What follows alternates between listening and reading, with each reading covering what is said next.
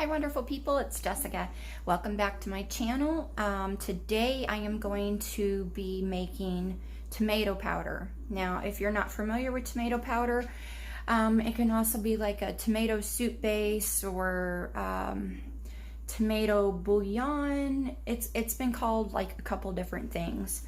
Knorr makes one in the big jars at Walmart for like $5 something. And so I thought I would share with you how easy it is to make your own. If you do gardening and you like to can tomatoes, there is no reason besides the fact that you may not have a dehydrator to make your own tomato powder. But you can do these in the oven on a low temperature, or you can do like a solar dehydrator, that sort of thing. So with that being said, I'm just going to show you how easy this is. Okay, these I've had in the freezer because whenever I was doing tomatoes, it was like 110 heat index, and we have one window unit that cools the entire house, so I didn't want to run the dehydrator. But basically it is all the peels that come off of my tomatoes from when I'm doing my canning. I have done 3 batches. This here's just one batch of tomatoes that I did, and basically you don't do anything with them. You just remove your peels, and then you'll lay these on the tray, and you don't even have to like lay them flat or anything. The way they are right here is fine. It's just so simple, and I'll show you the end result. But you just basically just lay your skins on here like this, and once you get a tray full, then you put it in the dehydrator, and I'll tell you the setting here on that as soon as I get ready to put them in. As you see, I've got the tray loaded up, and I'll do many more like this until, you know, I've used up all of this. It'll probably take all 12 of my trays because there's quite a bit of peels here.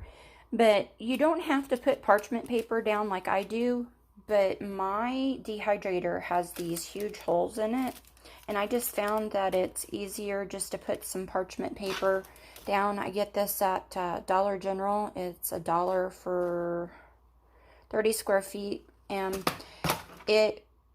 actually, yeah, 30 square feet, and this lasts me a long time. So I will put these in the dehydrator now. Okay guys, I've got the racks inside of my dehydrator, and as you see, it says the dehydration guide calls for vegetables to be dehydrated at 125 degrees Fahrenheit. But I did find with this particular model, it's either you have 120 or 131. So I opt to go for the higher temperature.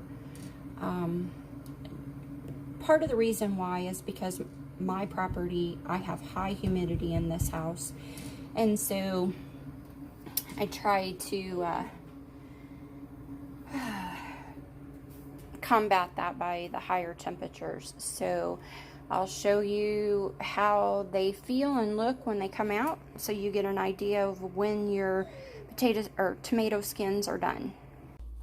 Okay guys, so it's the next day, and I ended up drying these for longer than I normally would because I didn't figure the time up right, and they weren't quite dry by the time I went to bed. So I just set it so it would continue to dry overnight, because as soon as you shut the dehydrator off, they start to regain moisture. So you want to work them up within like 30 minutes of taking them out of the dehydrator. And also, you don't want to use wax paper. I thought I would point that out. This is parchment paper. It's used for baking, and wax paper is not. If you use wax paper in the dehydrator, the wax will melt and stick to your product, so you don't want that. But whenever your skins are done, they should be crispy and just crumble easily in your hand. So the next step is to put them in the blender and make a powder out of them.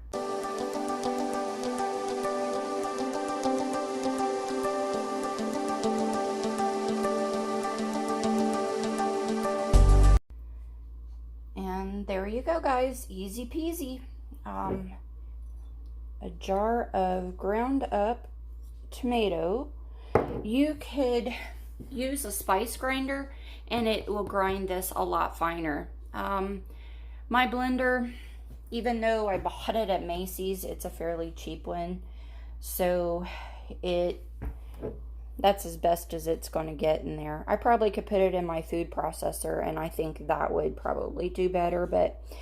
And if you're wondering why there's two different colors in here, because the earlier harvest I had more yellow tomatoes, and then the other ones are red tomatoes, and that's not going to make any difference as far as the dehydrating and whatnot. But I just put them all in there together because it's going to be used the same. You can use this to make tomato paste. You can use it to make tomato sauce. Probably before I use this again, I will run it through the processor one more time just to make it a little bit finer if I'm going to do something like, make a tomato paste out of it. But mostly I use it for flavoring in my soups and whatnot. So, yep, that's how easy it is to make it.